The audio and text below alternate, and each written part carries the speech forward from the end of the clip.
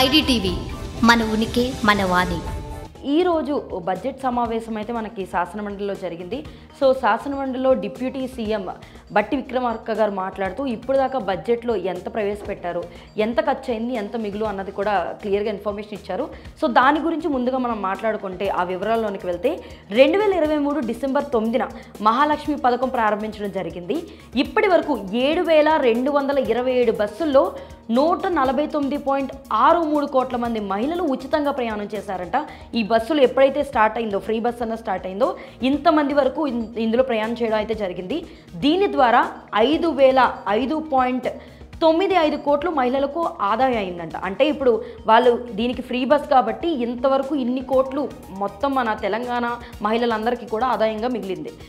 ప్రారంభ దశలో సాధారణ బస్సులో 69% ఉన్న ఆర్టీసీ ఆక్యుపెన్సీ రేషియో 94% వరకు పెరిగింది. మహాలక్ష్మి ప్రత్యేక బస్సులో ఈ ఆక్యుపెన్సీ రేషియో 100% నమోదవుతుందంట.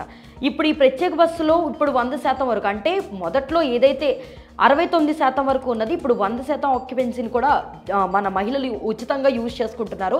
దీనివల్ల ఆర్టీసీ ఆర్థిక పరిస్థితి మెరుగుపడింది. సో ఆయన చెప్పిన బడ్జెట్ సమావేశంలో మెయిన్లీ చెప్పింది ఏంటంటే దీనివల్ల ఆర్థిక పరిస్థితి కూడా మెరుగుపడడం జరిగింది ఆర్టీసీ పరంగా అని చెప్పి. అలాగే బస్సుల సంఖ్యను పెంచడమే కాకుండా 6,400 మంది ఉద్యోగులను ఇప్పటికే అదనంగా నియమించడం జరిగింది.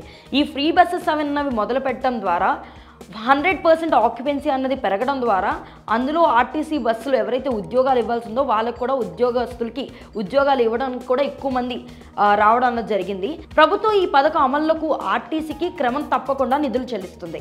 ఈ విషయాలన్నీ కూడా ఉప ముఖ్యమంత్రి గారు బట్టి విక్రమార్క గారు మనకి బడ్జెట్ సమావేశంలో తేల్చారు. అండ్ దాంతోపాటే తెలంగాణలో ఇప్పటిదాకా ఖర్చు పెట్టిన ప్రతి శాఖకి ఎంతవరకు ఖర్చు పెట్టారన్న వివరాలు కూడా ఇచ్చారు.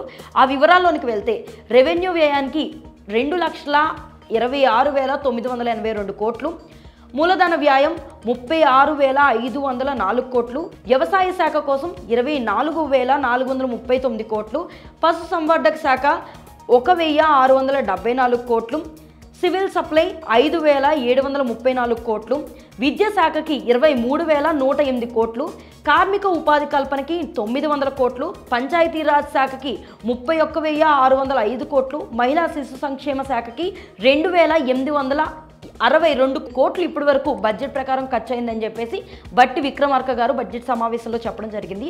ఎస్టీ సంక్షేమానికి 17,169 కోట్లు, బీసీ సంక్షేమానికి 11,905 కోట్లు, చేనేత రంగానికి 371 కోట్లు, పరిశ్రమలు 3,527 కోట్లు, ఐటీ రంగానికి 774 కోట్లు, విద్యుత్ రంగానికి 21,221 కోట్లు, వైద్య రంగానికి 12,393 కోట్లు, రహదారులు అలాగే భవనాల శాఖకి 5,907 కోట్లు, పర్యాటన రంగానికి 775 కోట్లు, క్రీడకి 465 కోట్లు, అటవీ పర్యావరణ శాఖకి 1,023 కోట్లు, దేవాదాయ శాఖకి 190 కోట్లు, హోంశాఖకి 10,188 కోట్లు. ఇవన్నీ కూడా శాఖల వారీగా ఎంతవరకు అయితే ఇప్పుడు బడ్జెట్ అన్నది ఖర్చు పెట్టామన్నది కూడా క్లియర్గా బట్టి విక్రమార్క గారు మనకి మొదటి బడ్జెట్ సమావేశంలో ఇప్పుడు రేవంత్ రెడ్డి గారి ప్రభుత్వం వచ్చిన తర్వాత ఇప్పటి వరకు జరిగిన బడ్జెట్ సమావేశాలు ఇదే మొదటిది. సో రేవంత్ గారి ప్రభుత్వం వచ్చాక ఇప్పటి వరకు ఎంత ఖర్చు అయిందని క్లియర్గా మెన్షన్ చేశారు. అండ్ దాంతోపాటు బడ్జెట్లో వెనుకబడిన తరగతుల సంక్షేమ శాఖకు 11,405 కోట్లు ప్రతిపాదనలు జరిగాయి.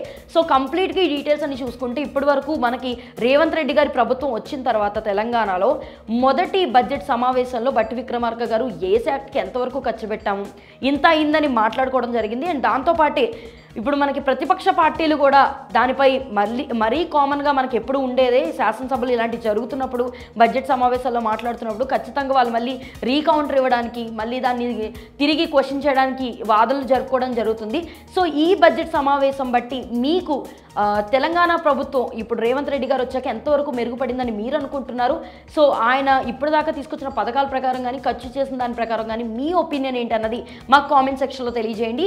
ఈ వీడియోని లైక్ చేసి షేర్ చేయండి. మరిన్ని ఇంట్రెస్టింగ్ అప్డేట్స్ కోసం ఐడిటీవీని సబ్స్క్రైబ్ చేసుకోండి.